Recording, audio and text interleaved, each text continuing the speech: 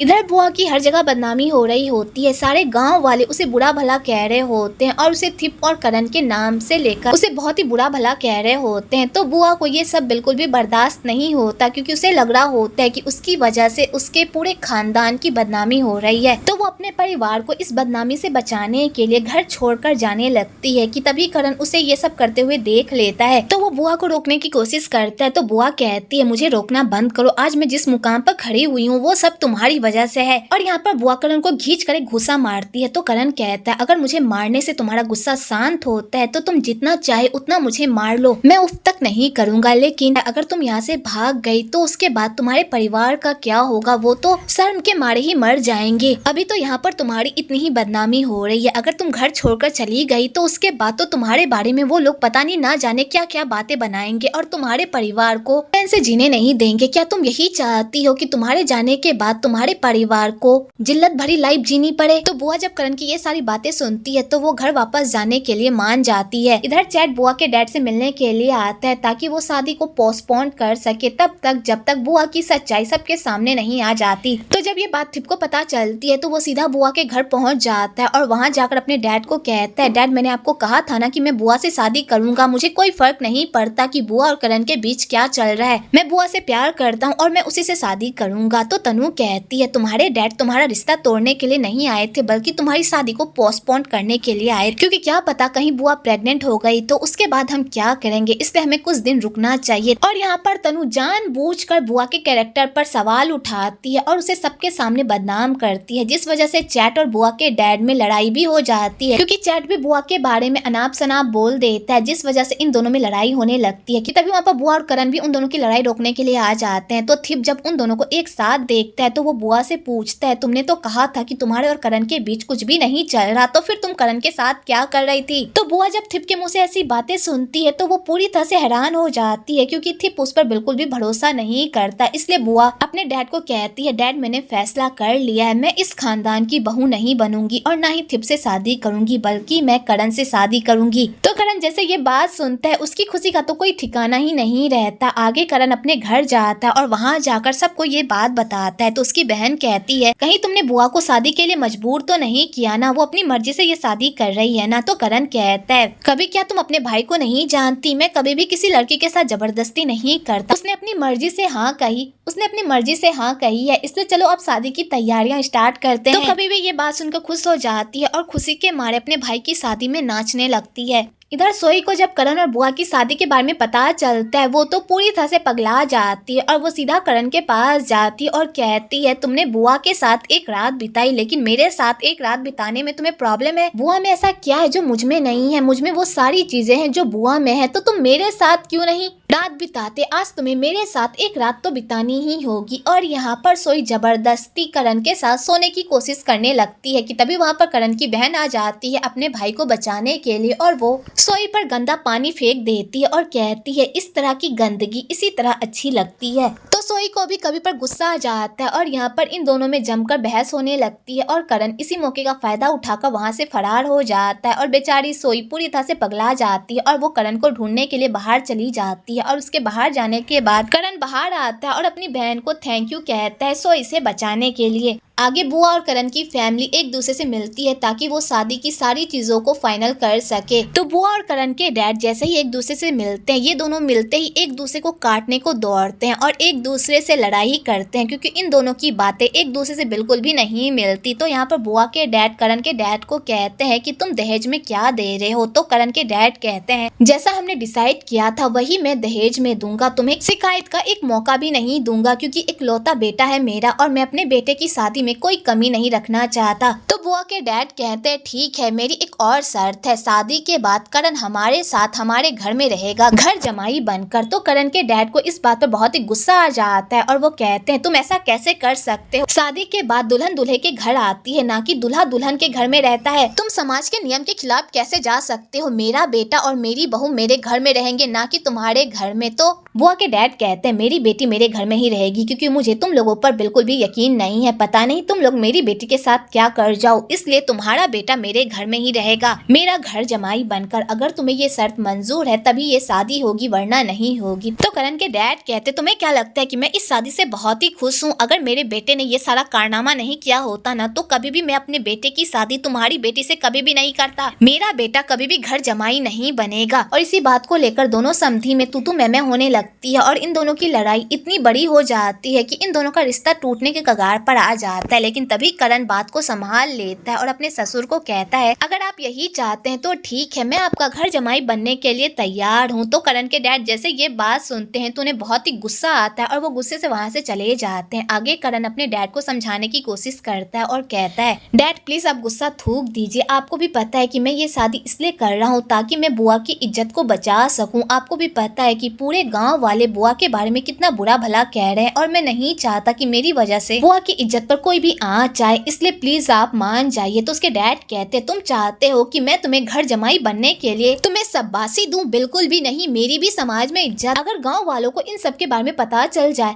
अगर गाँव वालों को इन सब के बारे में पता चलेगा तो वो लोग मेरे बारे में क्या सोचेंगे, मेरे बारे में कितनी बातें बनेगी, तुम्हें जरा सा भी अंदाजा है? तो करण कहता है डैड आपको भी पता है मुझे गांव वालों की बातों से कोई फर्क नहीं पड़ता कि वो मेरे बारे में क्या कहते हैं और क्या नहीं। मुझे बस इतना पता है कि मुझे बुआ की इमेज को सुधारना है और उसकी इमेज तभी सुधर सकती है जब ये शादी होगी, प्लीज मान जाइए। तो बेचारे करण के डैड को मजबूरन इस शादी के लिए मानना ही पड़ता है। आगे शादी का दिन भी आ जाता है और करण पूरे धूमधाम से अपनी बारात लाता है और उसके बाद पूरे रीति रिवाज से इन दोनों की शादी होती है। तो बुआ इस शादी से बिल्कुल भी खुश नहीं रहती बल्कि वो फूट फूट कर रो रही होती है। तो करण को ये सब देखकर बिल्कुल भी अच्छा नहीं लगता और वो बुआ को चुप कराने की भी कोशिश करता है पर बुआ चुप होने का नाम ही नहीं लेती। आगे सारे गांव वाले भी बुआ की ऐसी हालत देखकर करण से पूछते हैं कि बुआ क्यों रो रही है, क्या वो ये शादी नहीं करना चाहती? तो करण यहाँ पर ये बहाने बनाने लगता है कि बुआ खुशी के मारे रो रही है, वो इस शादी से बहुत ही खुश है। आगे सारे लोग उसे आशीर्वाद देते हैं पर कोई भी इस शादी से बिल्कुल भी खुश नहीं रहता, खासकर बुआ के डैड। इसलिए वो बुआ को कहते भी हैं ये फैसला तुमने किया है तो तुम्हें ही इसे झेलना होगा। पर करण के डैड इस शादी से बहुत ही खुश रहते हैं क्योंकि वो अपने बेटे की खुशी में खुश होते हैं,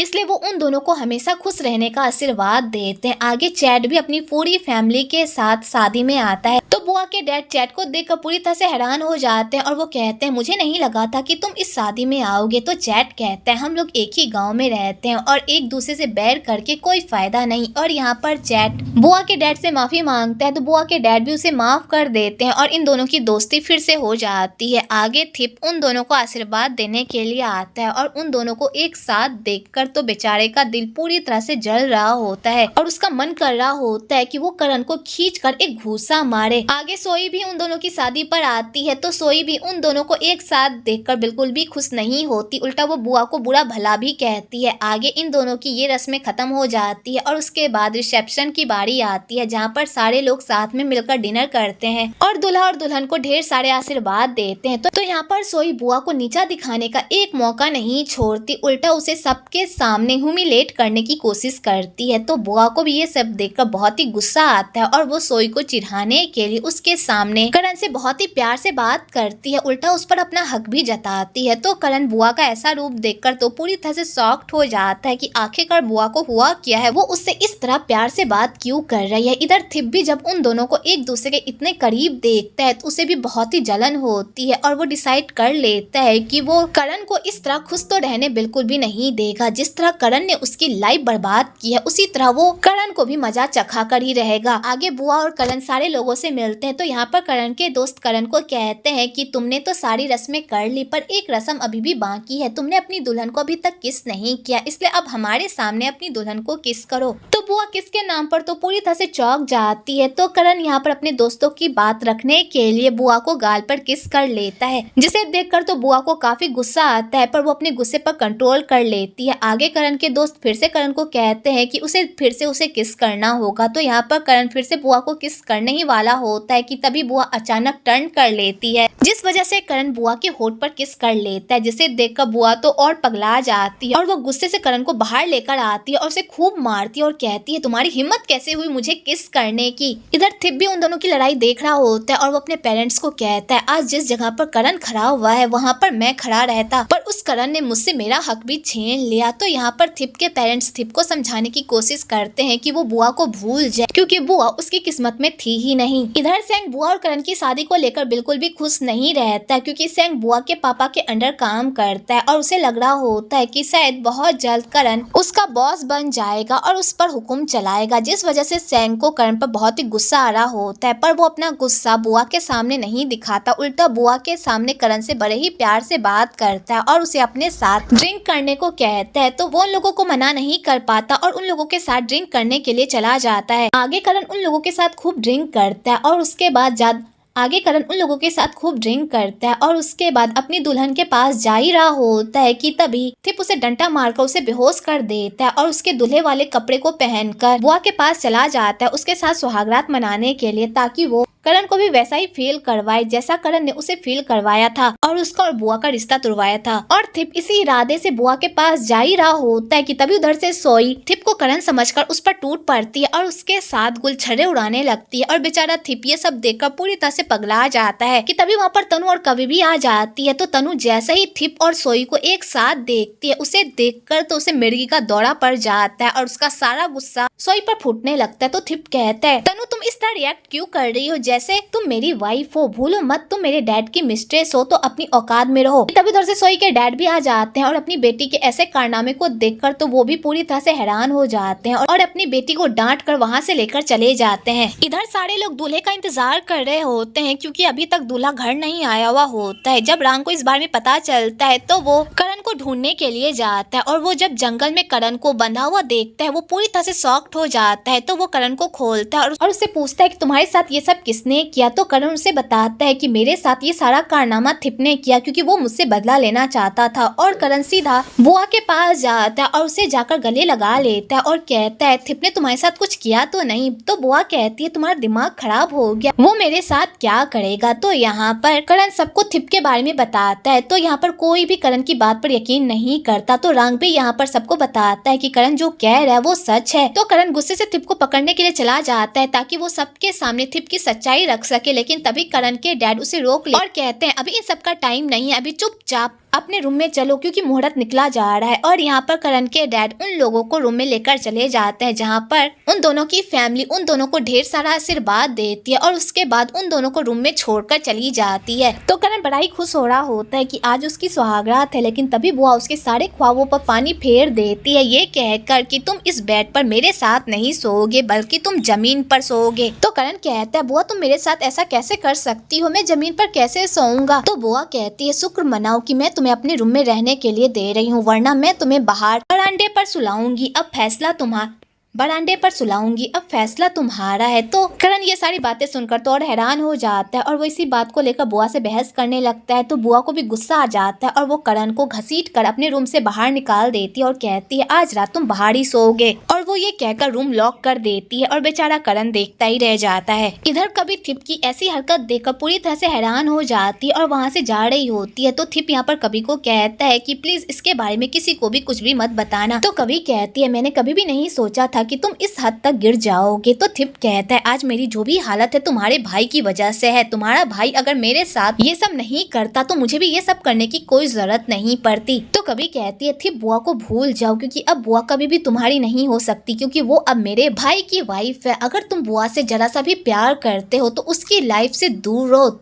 तो थिप कहता है तुम्हें लगता है कि मैं बुआ से प्यार नहीं करता, तुम मेरी जगह नहीं होना इसलिए तुम्हें नहीं पता चल रहा कि मैं किस दर्द से गुजर रहा हूँ। तो कभी कहती है मुझे पता है तुम बहुत ही तकलीफ से गुजर रहे हो, लेकिन तुम जो कर रहे हो उससे किसी का भी भला नहीं होने वाला, उल्टा बुआ का ही बुरा होने वाला है। तुम्हें पता ही होगा कि बुआ की इमेज बहुत ही मुश्किल से सुधरी है, क्या तुम फिर से उसकी इमेज को पूरी दुनिया के सामने बिगाड़ना चाहते हो। अगर तुम उससे जरा सा भी प्यार करते हो तो उसे उसके हाल पर छोड़ दो क्योंकि जब बुआ को तुम्हारी जरूरत थी तब तो तुमने उसका साथ नहीं दिया और अब वो जब अपनी लाइफ में आगे बढ़ रही है तो तुम उसकी लाइफ में प्रॉब्लम खड़ी कर रहे हो। तो थिप जब ये सारी बातें सुनता है वो पूरी तरह से सैड हो जाता है। तो कवि कहती है तुम फिक्र मत करो, आज के बारे में मैं किसी को भी कुछ भी नहीं बताऊंगी क्योंकि मैं नहीं चाहती कि बुआ की इमेज पर कोई भी आँच आए। और कवि ये कहकर वहाँ से चली जाती है।